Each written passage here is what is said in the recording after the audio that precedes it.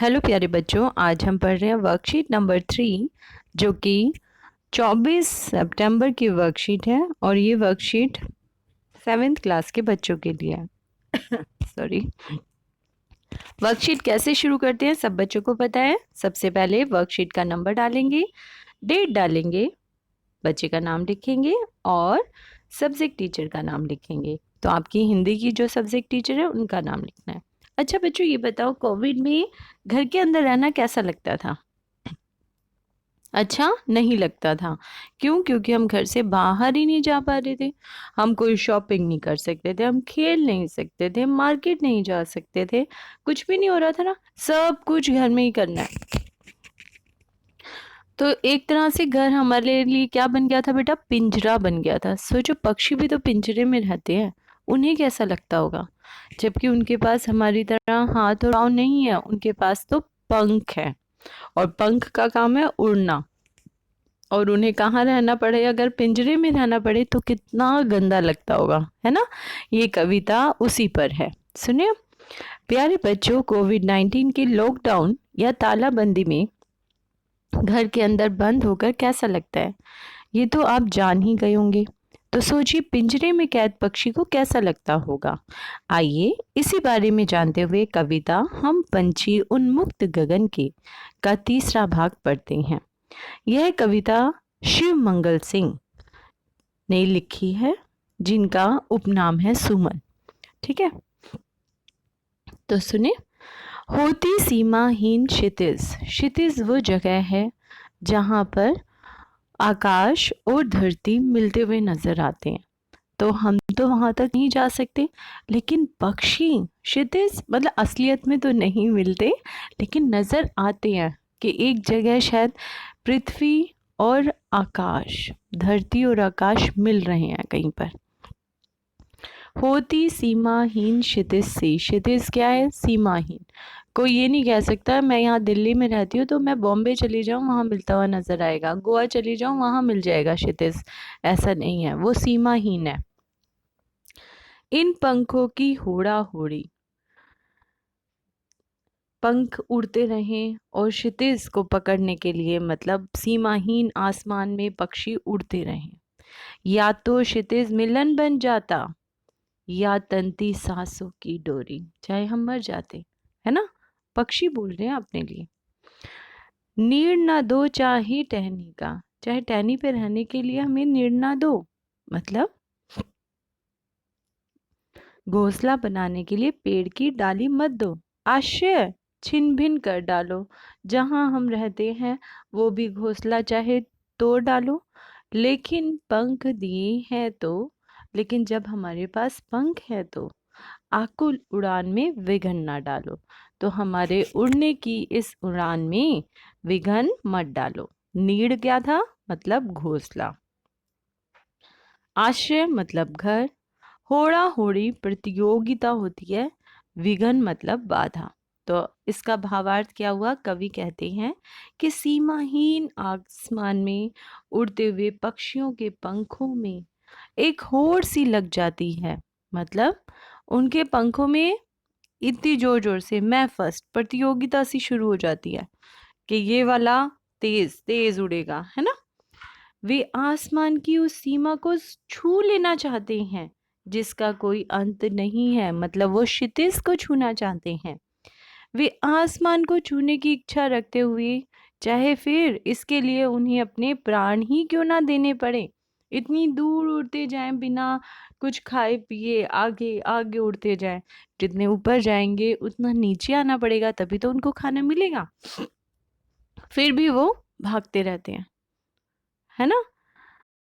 पक्षी कहते हैं कि चाहे उन्हें घोंसला बनाने के लिए पेड़ की टहनी ना दो, चाहे रहने के लिए कोई स्थान भी ना दो, उसको भी तोड़ डालो, परंतु भगवान ने हमें उड़ने के लिए पंख दिए हैं तो हमारे उड़ान में किसी भी तरह की बाधा ना डालो। मतलब पंछियों को किस में मत रखो? पिंजरों में मत रखो। चाहे पिंजरे में बेटा आप खाना कितना ही उनको दे दो, लेकिन जब उनके पंख ही काम नहीं आएंगे उड़ने के लिए, तो वो वहाँ रह के भी क्या करेंगे? मेरा पर्सनल एक्सपीरियंस है बेटा।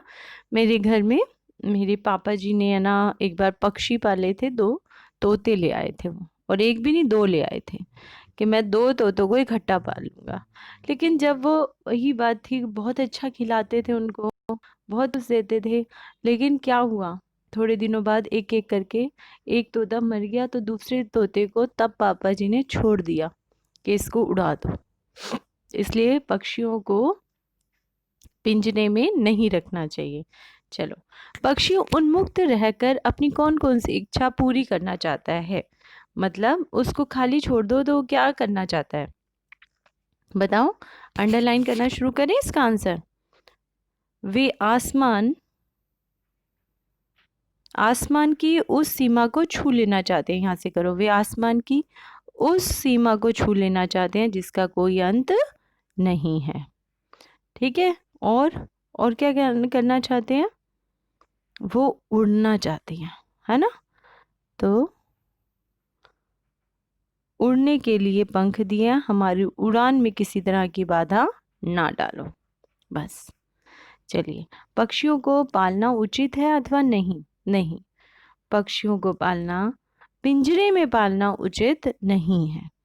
पक्षियों को दाना देना चाहिए, घोंसले ऐसे बनाने चाहिए कि उनके घर के अंदर ही है वो, आपके घर में घोंसले हैं उसी में रहें, थोड़ा सा उड़ के दोबारा वहीं आ जाए, ऐसे पालोगे तो अच्छा है, लेकिन पिंजरे के अंदर पालना उचित नहीं है। तो पक्षियों को पिंजरे में पालना, यहाँ लिख देना, पिंजरे में पालना उचित नहीं है। ठीक है, ओके। अगला क्वेश्चन लिख लोगे, पिंजरे में पालना उचित नहीं है।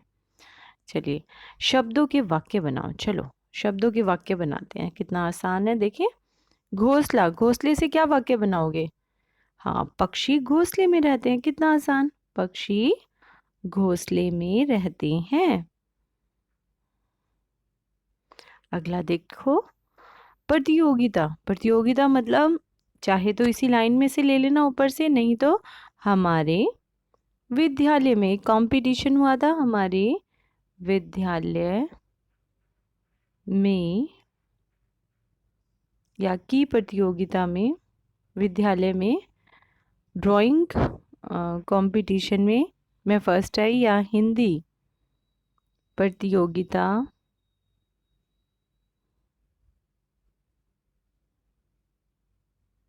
में, इतना हो गया, मैं प्रथम आई, ये लिख दो। अगला है बाधा, तो रामू ने, या आप कुछ भी लिख सकते हो, राम ने शाम के काम में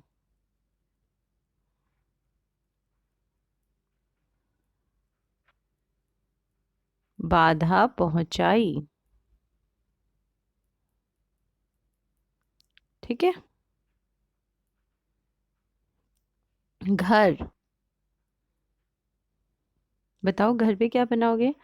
हमें अपना घर साफ रखना चाहिए।